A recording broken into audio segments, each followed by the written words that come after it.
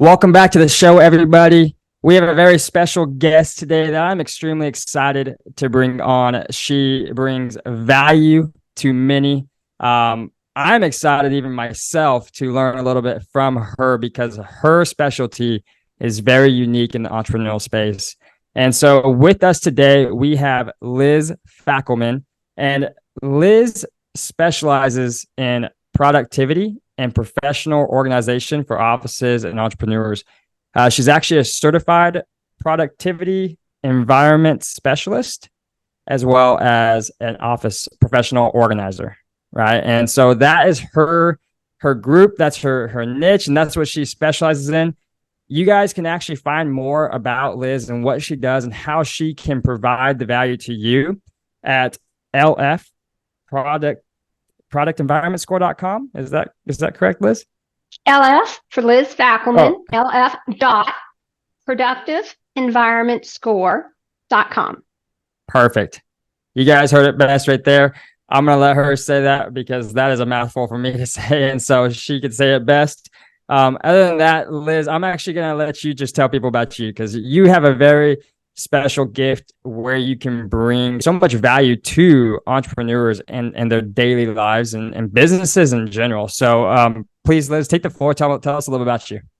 Yes. Hey, so I'm 59-year-old, almost 60, and I'm looking forward to my 60s, by the way. I am the mother of 5 wonderful adult children. But way back in the early 80s, I studied electrical engineering at Duke University in a program that now would be computer engineering. But again, this was back in the 80s. I designed award-winning handheld computers like barcode scanners for DHL for a small company. There were only 30 employees, if I remember correctly. And I loved that environment. Felt very entrepreneurish, and I could run with it. Unfortunately, with a small company like that, I got laid off when they didn't have enough projects for me.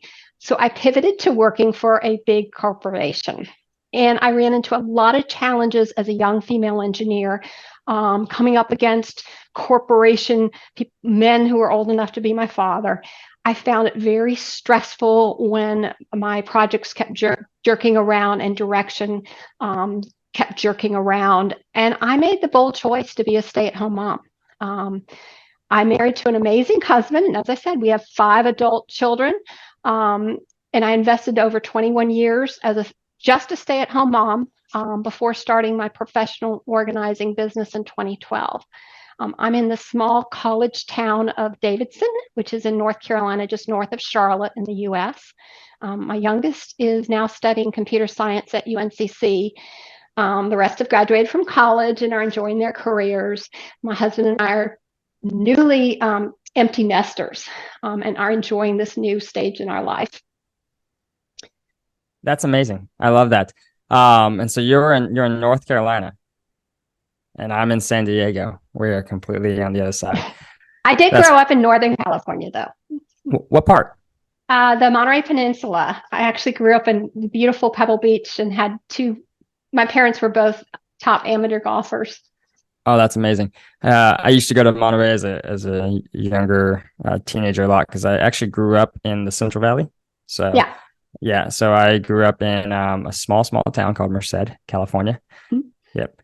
So not too far from Monterey. But Liz, you mentioned it yourself. You actually didn't have a early plan of stepping into the business world of helping entrepreneurs. You chose to be a stay-at-home mom. Right. Where did the need you felt like, or how did the choice to step into a space where you help entrepreneurs with productivity and you help businesses with organization and offices, where did that come into play? Can you tell us a little bit about that? Sure. Early on in my career, I had some downtime as just starting up because it was a lot of word of mouth and repeat business. And so I decided that, well, what do I love doing? And one of the things I love doing is doing bookkeeping for my own business and our personal finances. And so I reached out to my friends, female friends who were entrepreneurs, and found out that they were struggling. And so not only did I help organize their offices, I helped them set up financial systems. And what I learned was that these entrepreneurs were very creative, very good at what they do. but they weren't good at the support systems they needed to grow their careers, to get more clients. They are interior designers. One was with a very top multi-level MLM company. And so that got me interested in the office organizing. And then earlier on in my career, I met Barbara Hemphill. She is the pioneer in the organizing profession. And I started using her methods and finding them very helpful for my clients. Then when COVID hit, I realized that I needed a virtual offering and I didn't want to invent it myself.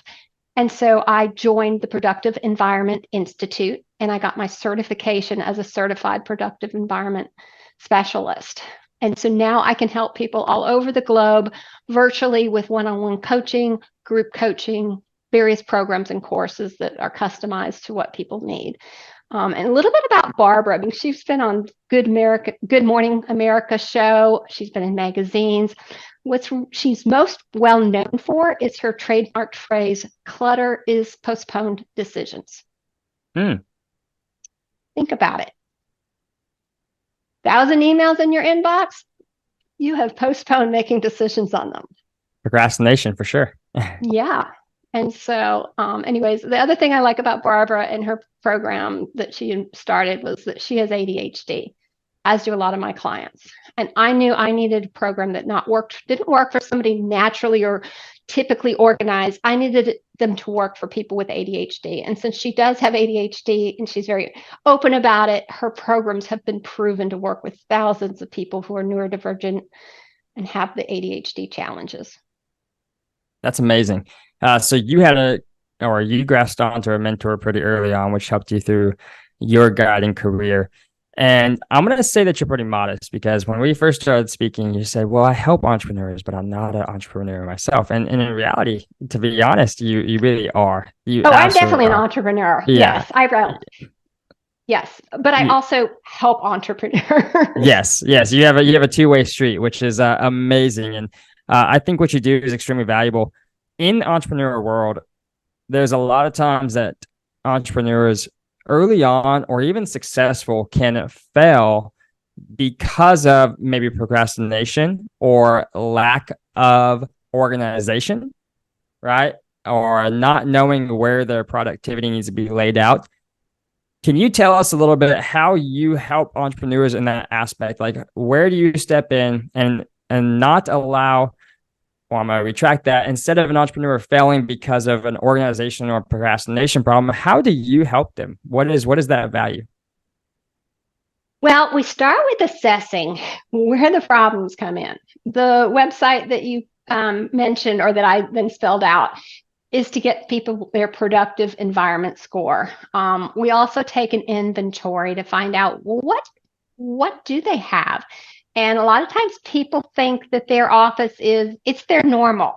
But they don't realize people like me see everything from people working from their dining room table that multifunctions as also the dining room table to little tiny, like their laptop is just at the kitchen table and they have no resources for they may not even have a trash can there, to people who have a full-blown executive desk and full-blown office. So needed to take inventory. People are very different in terms of how much paper they use in a business.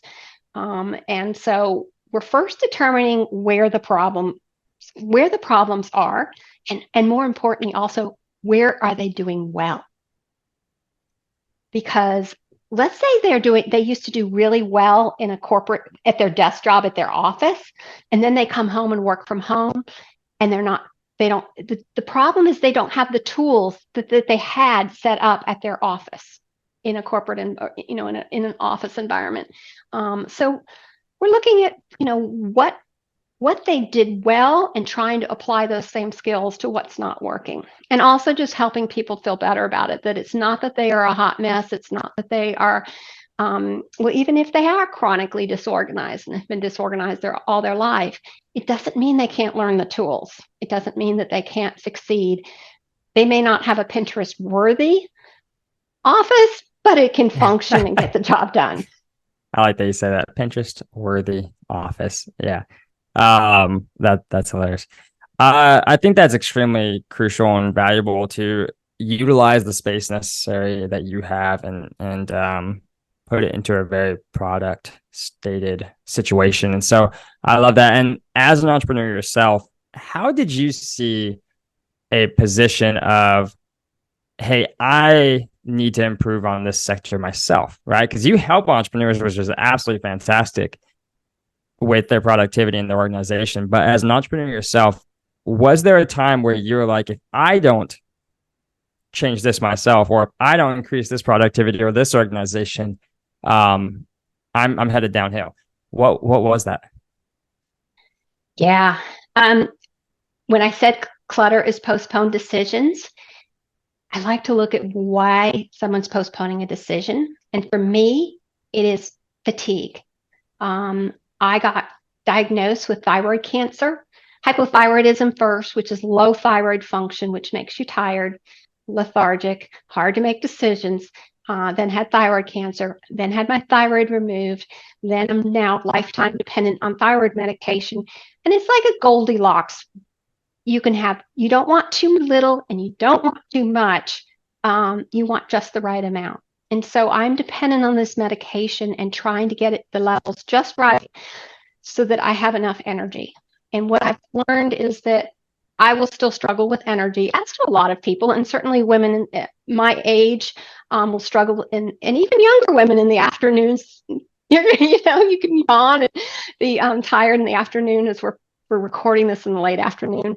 Um, the, the way that I have learned is to change my to-do list to section it by energy. And so I will have a list of things that are low energy, and those are the things I need to reserve for my low energy times. And then I have that eat the frog things, those hard things, the things that are very important, but I need to schedule those during my high energy time. And that takes discipline because we all want to do the low energy things, the fun things. And so I do struggle with that discipline of saying, okay, it is 8 a.m. I've had my coffee. This is my high energy time.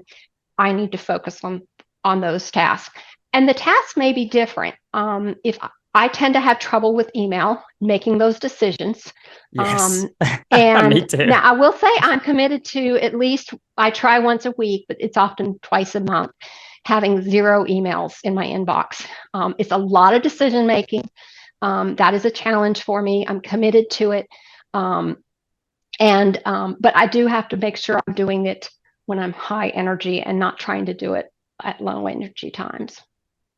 I I love that you said that. I actually wrote that down myself because sometimes we just plan out the day without thought process, which, yeah, like you said, I think everybody goes into fatigue, right? I mean, even myself, I just turned 29, and at the end of the day, I tell you, if there's anything big on my list, it's getting procrastinated off most of the time, right? And it's super valuable, but super important to understand when we have our highest peak of energy and utilize that time to do the big tasks and the small things. That's like shoot a text to so and so, or shoot an email to so and so, that you can do just as like a casual sitting on the couch type of thing, or whatever it may be for an individual. Do those later in the afternoon when you're already tired, because those don't take a lot of energy. Because I mean, even to be full raw and transparent, this podcast, podcasting, content creating, all that is a lot of energy, because it takes a lot of just cheer and happiness and joy, right? Which, as we know, drains us and tires us. And so I've even caught myself after doing a few shows back to back, like, I'm beat for the day and I don't want to do anything else, right? And so, yeah, utilizing our time in a way where we do the heaviest things up front and then the smallest, lightweight things in the rear of, definitely can keep productivity high. And so I think that is absolutely crucial. I love that. I have another example. I'm not really a lazy person, but when it comes to labeling files, I found I was getting lazy. I would set the system up great at first, but then I had my 5th child. His file name His file label is labeled baby. He's 18. It is still labeled baby. This is in our safe with his really important documents. The other thing I would have a challenge with was, do I label the file folder car, vehicle, auto, Honda, or pilot? And then do I alphabetize it? And then when you get a new car, you have to re-alphabetize it. That's too much work. Oh, and if my husband wants to find it, he doesn't know where to look for. Oh, and then your insurance. What about insurance? Does insurance have its own insurance file, or does insurance go under the car insurance? Do you have a separate? And so all of that kind of mental figuring out how to file something is just too much. I've seen other organizers do some YouTubes where they had piles of papers all over their room trying to categorize and stack and all this to set it all up, and it looked great, but I don't want to spend a whole Saturday doing that. And so the system that we teach through our programs is what we call a finding system. And it eliminates all of that mental rigmarole that you have to go through. And you do not have to, you do it digitally, and therefore somebody can easily search digitally and find, where is the Honda Pilot insurance forms? And it'll be found easily. So that's it's a huge time saver. It helps people find the important papers, and it can even be done for electronic as well. Yeah, I think that's awesome. You said yourself, your time period where you saw a moment where, hey, I need to figure out my productivity levels, right? Otherwise I'm going downhill.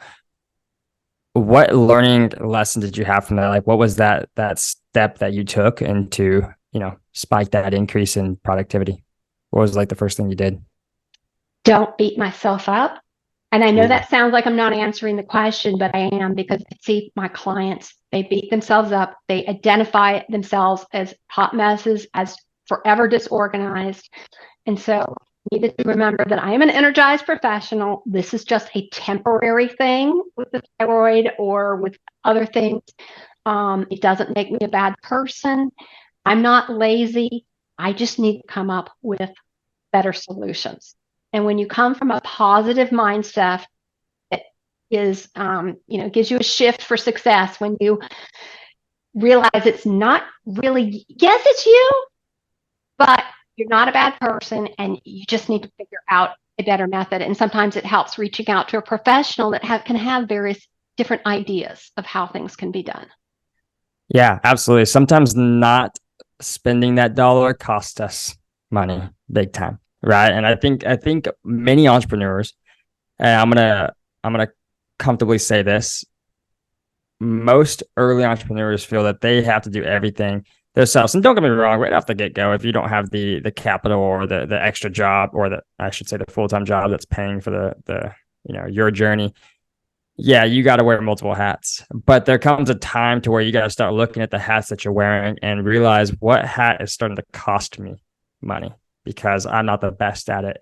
And it's taking time from this hat where I can make more money. And I think that's a very crucial period in everyone's entrepreneurial journey, to realize, when do you start removing the hats off of yourself and utilizing people that do it professionally to make it more manageable for you and more productive for you in a way that you can make more income. Right. And so whether an entrepreneur is making 20,000, 30,000 a year, or 7-8 figures, it all starts to funnel into looking at what hat can you remove from yourself. And I really do think that organization and productivity is one of the crucial foundations for keeping entrepreneurs going. And so that's extremely valuable. Yeah, it's extremely valuable. Where do you see, personally, just as a professional in that state, where do you see the people, or where do you see entrepreneurs starting to come to you? Like, what stage of their entrepreneurial journey do you see people starting to come to you? Well, typically professional organizers in general come to us when the pain is and the struggle is enough. It's a big enough pain point. Clients that haven't filed their 2022 taxes yet, because they can't find their records, or they're just procrastinating and they need a coach to help them through how do you avoid the procrastination, and some tips there. So it is typically when or they want to grow and they realize, one realtor came to us and said, she's just not able to grow her client base because she doesn't know how to do input, emails, and the training and everything. She's just inundated. Um, she didn't have structure in place for dealing with it.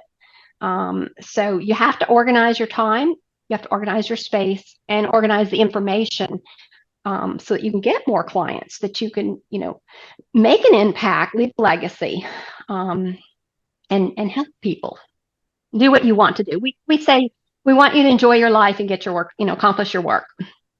Yeah, absolutely. That's extremely, I think that's an important step to realize for everyone. A lot of people go to where the pain is too much and they get to a point where they can't handle it, and that's when they come. But that is also a point to where people give up on their destination because they can't handle it. Right. And so I think recognizing that early on as a hat that you should remove when that availability is there, whether it's a full-time job that pays for it or your entrepreneurial position is making enough money to where that can pay for it. I think organization and productivity and, help in that aspect is extremely, extremely crucial just as soon as possible. Even myself, I got an assistant as soon as I could to help me with those things that I do procrastinate, because I do know my strong suits and I know my weak points too. And my weak point was emails and responding and the phone calls, the small stuff. Admin was a thing that I procrastinated a lot because I just didn't like doing the admin work, right? And so I recognized that, and as soon as I could, I hired an assistant that could help make that productivity grow, and it significantly did. Business income increased, my personal income increased, my sanity increased, right? And so recognizing when that time is right is so important. So I love that you do that. What for people like, well, maybe I'm not in that position to do that yet. Can you tell us like your client size, like, on the small end to the high end, and just so people like, don't feel like I'm not there yet, right? Or whatever, maybe how give the demographic of that if you don't mind. It is all over the place for my virtual offering as well as my in-person office, in terms of it could be anywhere from someone who's relatively organized that just needs to be taught a new system for filing and for learn our finding system. And it can be done in a couple hour, like 45-minute coaching sessions, and some emails. We have a free 2-hour webinar I can offer people. I really like to personalize what we're offering, because I don't want people to have to pay for something they don't need. And so it is personalized. Group coaching though can keep costs down though, and can be amazing because people learn from each other.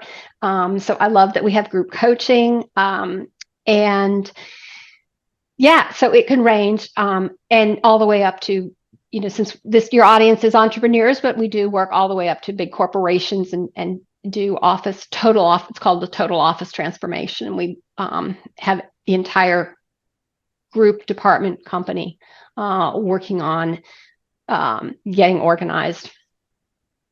That's amazing. How long have you been doing this now?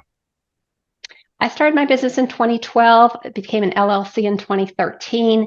I had been using the techniques from the sort of as a productive environment, from the Productive Environment Institute, but I got certified. I don't know, it was 2.5 years ago. That's amazing. So business has been around since 2012. You got certified about 2-3 years ago. And how long have you been practicing this total? The 2 to 3 years, Oh, okay. as far as the office, virtual office organizing. When was it that you realized, like, hey, this is my thing? Both with the organizing as well as the virtual, as well as office organizing, it is the feedback I get from my clients, that they're remembering what they've learned. They just call it transformational. And so I just get such great feedback from my clients. I will say that because I am one of the few in my area that works with people with hoarding behaviors, I have had where I will walk into what feels like a very overwhelming, where you can't walk through the home. The offices I have on my my website for my business is davidsonorganizing.com. That's another landing place people can find out more about me. And on it, the office page, I have a picture of my mother's office, her executive desk piled stacks and stacks high. Such an overwhelming experience to work with my own mother. And it's tempting to just say, can't help you, and run out the door. But then I remember I have the training, I care, I know how to do it, and just follow the program, follow the steps, step by step, the programs that I've been taught and have experienced, and then just the joy that my customers share. So this is something like you're deeply passionate about. Oh gosh, yes. If you look back, have you always been a person of like organization and trying to tidy up? So the way I found out what I wanted to do, I'd been a stay-at-home mom, and the engineering computer world had passed me by. I had not kept up with it, and that I wasn't going to be easily able to re-enter that world. I also knew I wanted to be an entrepreneur. I wanted to set my own schedule. I was used to doing that, and I still had 2 children in the home. I needed to drive carpool and still attend to my parenting role. So I did a program called 48 Days to the Work You Love. And I analyzed, and I'm very analytical, I analyzed all the my work that I'd done years ago, and the organizing popped up. I volunteered as the director of Children in Worship, and it's a Montessori-based program. And my favorite part of being the director was tidying up the rooms and setting the Montessori shelves back in space. I didn't mind being the teacher, but I loved the organizing. And so that kind of popped out, and that helped me figure out that I wanted to pursue getting trained and certified as an organizer. That's amazing. That's amazing. So always been analytical, always have personally organized, and it just kind of, your passion just grew into a business. That's huge. I think that's very valuable for people to understand, like their passion can ultimately shift into a business, and it could be their path if they allow it to, right? And so that's huge, and it's something that we talked about a moment ago, and it's something that I brought back to myself. I completely forgot about this, and it's probably my biggest takeaway today personally, was doing the heavy and stuff when you're feeling most energetic, right? And then putting the light and stuff on the back. And so now I'm like even thinking about my schedule for like next week. I'm like, okay, what can I shift around to do this when I'm at my optimal, peak level? So I'm going to personally be doing that. But Liz, for people, I want to hear both sides, because I love what you do from an entrepreneur side of things, just pure entrepreneur. What advice would you have for those that are looking to take their passion and run to the destination? How would you guide people to take action on that? That is a great question. And I'm going to try to answer it in a little different way. It's get training. It's get certification. It's definitely get training. Understand who you're trying to help from their perspective. Talk to people who are already in that career to understand, what that kind of career will look like. In my case, if somebody needs to work 40 hours a week and makes a certain level of income and they're doing only in-person organizing, they're going to struggle.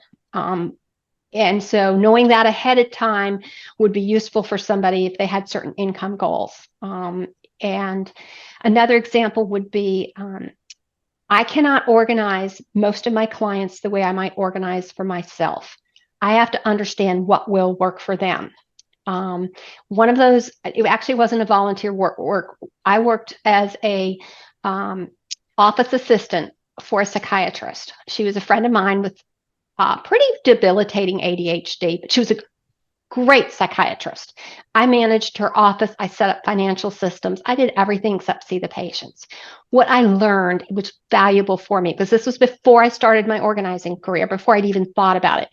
I learned that I couldn't organize her office. I couldn't organize her things the way I would myself. I had to understand how she thought, where she would look for things. I had to make it ADHD friendly. And I couldn't judge her for the fact that she couldn't find her keys. I had to find a way for her to always be able to find her keys. And so it's not enough just to have those skills yourself when you're going to be helping people. You have to remember that the people you're helping don't naturally have those skills. So you have to find and get the training to help people with your skills. You're helping people who don't have those skills. Does that make sense? That does make sense. That does make sense. You know, finding training on where you want to go with your path is extremely crucial. And something that you said actually as well as a tangible was to test on or try on the hat of what you wanted to do, right? And I actually listened to a podcast a while back, and I don't remember who said it, but they said if you want to become a lawyer, intern at a few law firms before you go to law school and spend the next 5-6 years devoting your time to that, right? Try on the hats that you want to do. And if you want to be a real estate agent, shadow a real estate agent for a week and see what their day-to-day is. See if that works for you and see if that's something that you want to do. Because too many times we look at the surface level of what somebody does and it looks great, right? Being an attorney, it looks great when you watch the TV shows, but is that something you want to do, staying up till 2 or 3 a.m., making sure that your case is prepared, all these things, right? And so trying on the hats of what you want to do is extremely crucial, and just interning or, shadowing anybody you can, right? And so I think that's huge. So that's from an entrepreneur take. As someone that helps entrepreneurs, what would you tell them to do to get more productivity or organization right now? As I said, you first need to know where's it not working and where is it working. And so getting an assessment, that's where the productive environment score, it doesn't take long. I do recommend that people, when they take the score, they take it when they're in a good mood. I've had people take it when they're down on themselves and score themselves out of 1 out of 10, 1 being the worst, all ones. And it's like, okay, that's not very helpful to me. So I do need you to take it when you're in a fairly good, positive mood, not when you're down on yourself. And then the follow-up is you can schedule a call with me for a free coaching call to go over it. You also will get a plan, a do-it-yourself plan. It is a 1-page, power-packed plan. It has questions to ask yourself when you're going through your email or piles of paper of, do I need this? And they are brilliant questions. The last one I'll kind of give a hint is, what is the worst thing that would happen if I deleted this or threw this in the trash? Great questions. It shows you how to set up your office to be productive. It tells you the things you have to have. These are non-negotiables. Now, it's only 1 page, so you might not understand it, but there will be an email every couple days that will explain it step by step. So this is all free tools, and you can go far with that. And then if this is, a lot of people will just run with that, and then they can always get questions asked, or if they really are struggling, they can reach out to me and we can figure out, what level of our programs do they need. That's amazing. That's amazing.